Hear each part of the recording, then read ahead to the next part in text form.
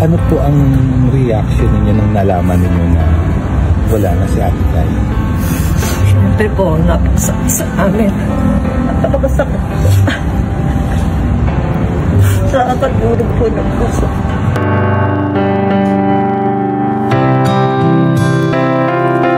Irog ko nahan ng pag-asa ng tanging pagsintay, waring magdurusa.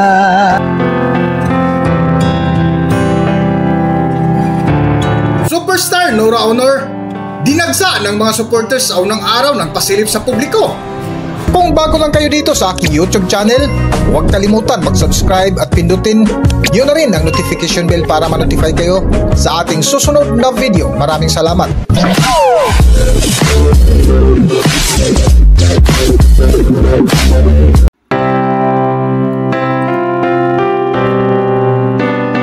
Kasalukuyan nga ay nakaburol ang labi ni Superstar Nora Aunor sa Heritage Park Chapel na kung saan simula kahapon April 19, 2025 ay binuksan na sa publiko ang kanyang burol na kung makikita mo sa unang araw ay dinagsa agad ng mga taga-suporta si Nora Aunor na hindi nga maiwasan na ilan sa kanyang mga supporters ay emosyonal at umiyak habang nakipagkwentuhan.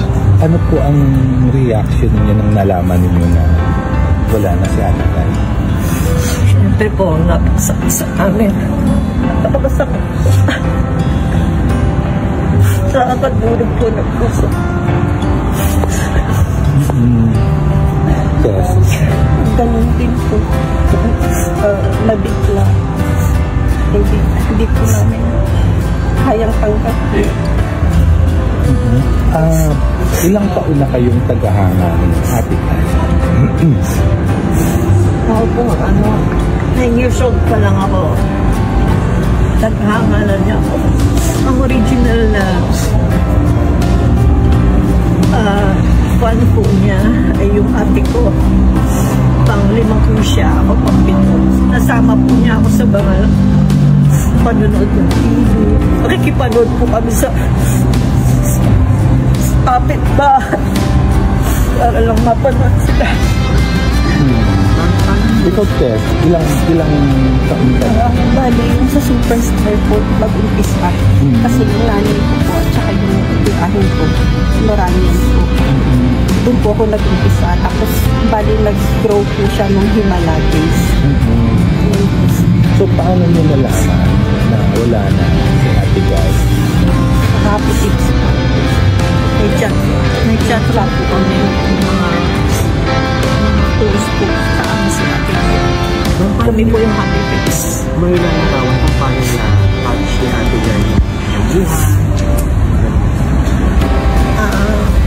Napakabait pong tao ni Ate Guy. Napaka-humble. At napakabait po sa mga fans. Hindi po niya tinuring na fans, kundi pamilya po kami. Ito po, hanggang sa naging kumari na po namin. Inaanak na rin po niya yung anak ko. Isa po namin sa Happy Kids, si Tio.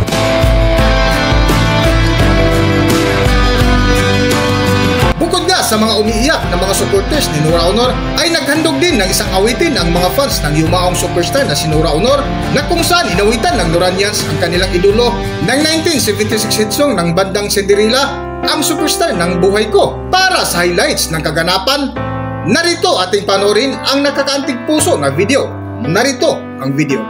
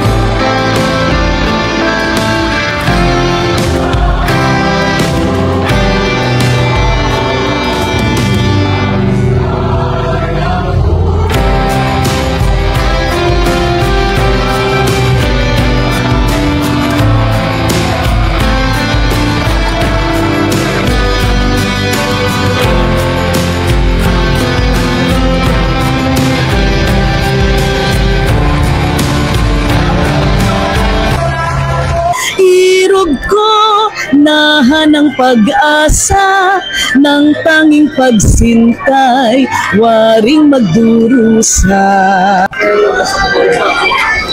Ang pangarap ko sa pag-ibig ay maging akin hanggang langit. Ang isang tapat kong gumiliw, ang pagsu'y di mawawaglit. Matupad ko lamang ang nais, hahamakin ko ang panganib, sapagkat ako'y karinyosa kung umibig. Ang puso laging malulumpay kung lilimutin mo ang pagsintang wagas aking mahal. Irog ko nahan ng pag-asa ng tanging pagsintay, waring magdurusa. Thank you.